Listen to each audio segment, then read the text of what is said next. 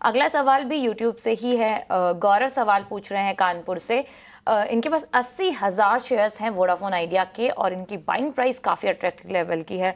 6.75 यानी 6 रुपये 75 पैसे पर इन्होंने खरीदा है और 10 रुपये 75 पैसे का भाव यानी इनके खरीद भाव से 4 रुपये ऊपर का जो लेवल है वो अभी चल रहा है। आज भी हल्की तेज़ी के साथ कारोबार कर रहा है और काफ़ी अच्छा खासा मुनाफा भी इन्होंने यहाँ पर कमा लिया है। अगर पिछले 5 दिन से देखें तो 9% तक की तेज़ी यहाँ पर वोडाफोन आइडिया ने हमें दिखाई है। ये 11 के लेवल तक गया था और उसके बाद एक करेक्शन भी इसने हमें दिखाया था, जिसके बाद वापस 8-8.5 रुपये के पास आया था, लेकिन वहाँ से अच्छी खासी तेज़ी फिर ये हमें शेयर्स 5 दिनों से दिखा रहा है। गौरांग सर, आपके पास आना चाहूंगी। वोडाफोन आइडिया इन लेवल्स पर कैसा लग रहा है आपको और इनके लिए आपकी क्या रणनीति होगी?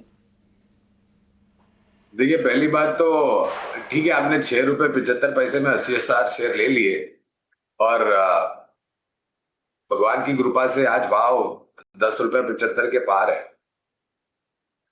और ये इसलिए है क्योंकि पिछले कुछ दिनों में जो सर्वोच्च न्यायालय ने आदेश दिया था सरकार को, और सरकार ने जिस तरीके से मेरे ख्याल से माननीय मंत्री सिंधिया जी ने टिप्पणी करी थी कि कंपनी की तरफ से पत्रव्यवहार होगा तो हम वो जो एजीआर ड्यूज है उसके बारे में कुछ विश्लेषण करेंगे और आत्मचिंतन करेंगे। अगर आप बैलेंस शीट पर गौर करें तो मेरे ख्याल से आज के तारीख में भी अगर आप एजीआर ड्यूज को निकाल दे, जो भी छोटी मोटी मात्रा में सरकार बात कर रही है रियायत देने की, तो भी जो डेट है बैलेंस शीट पर वो बहुत बड़ा है, पहली बात। दूसरी बात, महीने दर महीने निरंतर वोडाफोन आइडिया अपने उपभोक्ता गंवा रही है भारती एयरटेल और जियो को।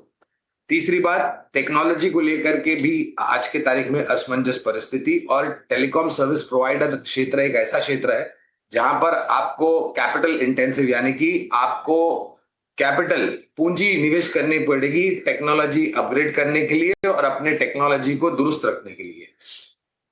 मैं इनको एक ही दरखास्त करूंगा मिश्रा जी को कि आप अपनी बुद्धिमत्ता का प्रयोग करें। 6.75 का अगर 10.75 आया है तो अपनी बुद्धि, और 80,000 शेयर है तो अपनी बुद्धिमत्ता का प्रयोग करें। बुनियादी तर्क के आधार पर मैं टिप्पणी नहीं करना चाहूंगा क्योंकि कवरेज नहीं है। टेलीकॉम क्षेत्र में जो 2 कंपनियां हमें पसंद है, पहली है भारती एयरटेल, तीसरी है रिलायंस इंडस्ट्रीज, क्योंकि जियो का कारोबार रिलायंस की बैलेंस शीट के तहत आता है। तीसरी कंपनी है टाटा कम्युनिकेशन, क्योंकि ये दूरसंचार के लिए इंफ्रास्ट्रक्चर मुहैया कराती है। और एक चौथी कंपनी है जिसके ऊपर कवरेज नहीं है, कोई राय नहीं देता निवेश करने के लिए, लेकिन इसका भी आईपीओ आया था कुछ समय पहले, मेरे ख्याल से 1.5 साल पहले, 700 रुपए के आसपास आया था आईपीओ। मैं बात कर रहा हूं भारतीय एक्साकॉम की। आज के तारीख में वो 1700 के पार है। तो आप सक्षम और मजबूत कंपनियों में निवेश कीजिए।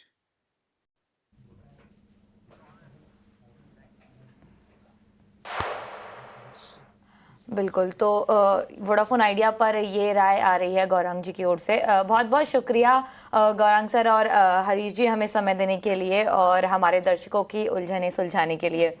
लेकिन शो को समाप्त करने का वक्त हो चला है। अब मिलते हैं आपसे योस के सेकेंड एडिशन में। फिलहाल वक्त हो चला है एक छोटे से ब्रेक का।